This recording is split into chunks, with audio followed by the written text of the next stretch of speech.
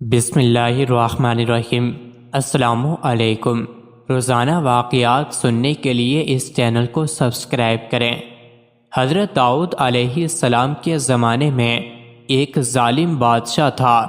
لوگوں نے حضرت داؤد علیہ السلام کے پاس اس ظالم بادشاہ کے ظلم کی داد خواہی کی اور ان سے عرض کیا، اے اللہ کے نبی، آپ ہمارا اس ظالم سے انصاف کیجئے، اس لیے کہ اس نے قتل کیا۔ چنانچہ حضرت داؤد علیہ السلام نے اس کو سولی کا حکم دے دیا۔ وہ پہاڑ پر رات کو سولی پر باندھ دیا گیا۔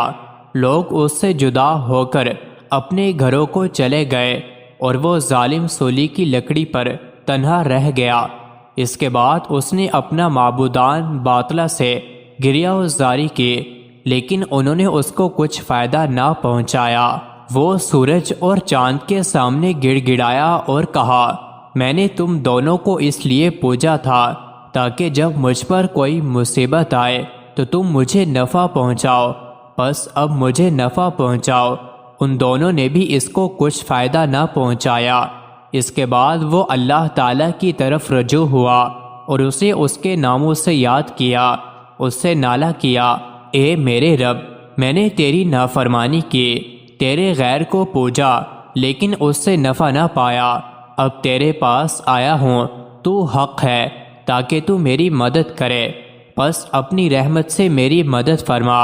اللہ تعالیٰ نے فرمایا، اس نے اپنے معبودان باطلہ کو عرصہ دراز تک پوجا، لیکن ان سے نفع نہ پایا۔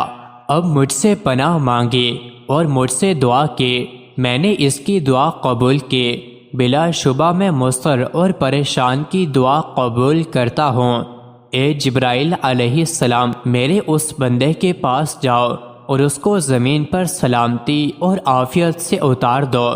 چنانچہ حضرت جبرائیل علیہ السلام نے ایسا ہی کیا۔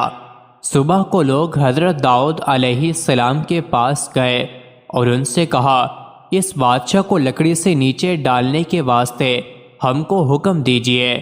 چنانچہ حضرت داؤد علیہ السلام نے ان کو حکم دیا۔ جب وہ لوگ اس کے پاس پہنچے تو اس کو زندہ اور صحیح و سالم زمین پر پایا۔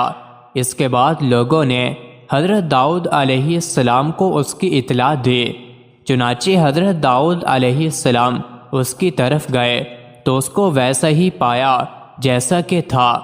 حضرت داؤد علیہ السلام نے 2 رکعت نماز پڑھی اور کہا، اے میرے پروردگار، ان عجائبات سے جو میں دیکھ رہا ہوں مجھے خبر دے۔